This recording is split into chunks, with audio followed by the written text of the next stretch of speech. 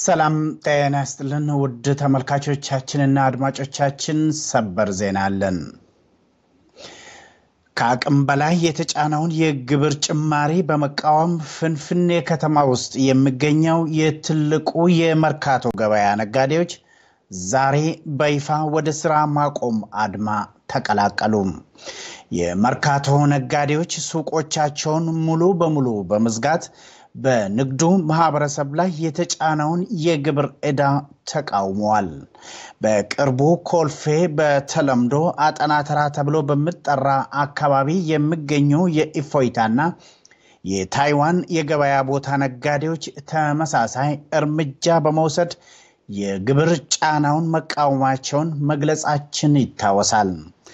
በተመሳሳይ ዜና በጅማ ዞን በተለምዶ መርካቶ ተብሎ በመጠራ ትልቁ የገበያ ቦታ የሚገኙ የጅማ ከተማ ነጋዴዎች ሱቆቻቸውን በመዝጋት ከዛሬ ጧት ጀምረው የስራ ማቆም አድማውን ተቀላቅለዋል።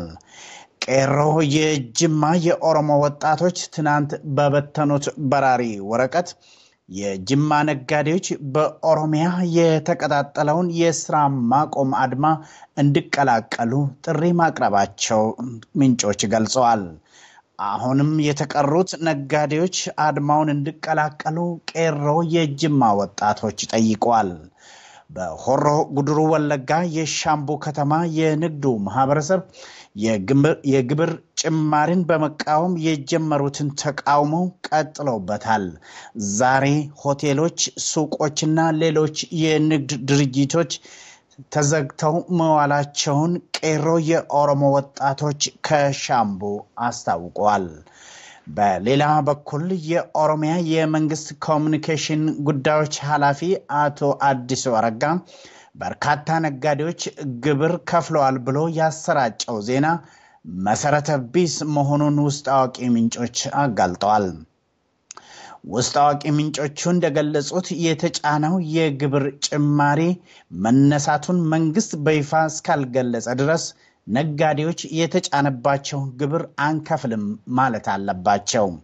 ይህ በእንዲህ ያለ በአነስተኛ ንግድ ስራ ላይ የተሰማሩ ነጋዴዎች ራሳቸው ያመኑበትን እንዲከፍሉ የኢትዮጵያ ገቢዎች ጉምሩክ ባለስልጣን ዋና ዳይሬክተር አቶ ከበደ ጫነ መግለጻቸውን ተከትለው ከህዝባዊ ወያኔ ሓርነት ትግራይ ከፍተኛ ባለስልጣናት ከፍተኛ ግምገማና ወቀሳ እንዳጋጠማቸው ውስጥ አዋቂ ምንጮች ገልጸዋል። የህዝባዊ ወያኔ ሓርነት ትግራይ ከፍተኛ ባለስልጣናት አንዳንድ የብሔረ አማራ ዲሞክራሲያዊ ንቅናቄ ወይም ብአዴን አባላት ሆን ብለው ስርዓቱን ለማናጋት እየሞከሩ ናቸው በማለትም ወቅሰዋል። በገዢው ህዝባዊ ወያኔ ሓርነት ትግራይና በሌሎች አባል ድርጅቶች መካከል ያለው ቅራኔ እየሰፋ መምጣቱን ውስጥ አዋቂ ምንጮቹ ጨምረው ገልጸዋል። አድማጮቻችን አሁን ዘግይቶ በደረሰን ሌላ ዜና በምዕራብ ሸዋ ዞን በሆለታ በአበባ ምርት ላይ በተሰማራው ኩባንያ ውስጥ ከሚሰሩ ሰዎች መካከል 20 የሚሆኑ ሰዎች በኬሚካል ሰበብ ራሳቸውን ስተዋል። ከዚያም አገኘው ወደ ተባለው ሐኪም ቤት ወይም ጤና ጣቢያ ከተወሰዱ በኋላ ጉዳዩ ከአቅም በላይ በመሆኑ ወደ ፍንፍኔ ተወስዷል ተብሏል። እንግዲህ የአበባ ምርት ሰራተኞች ታመው ራሳቸውን የሳቱት ከኬሚካል ጋር በተያያዘ ነው ተብሏል። እንግዲህ አድማጮች ይህንን ዜናና የግብር ጭማሪን በመቃወም እየተካሄደ ያሉትን የስራ ማቆም አድማዎችን እየተከታተልን እንዘግባለን። እንድትከታተሉ ከወዲሁ እንጠይቃለን።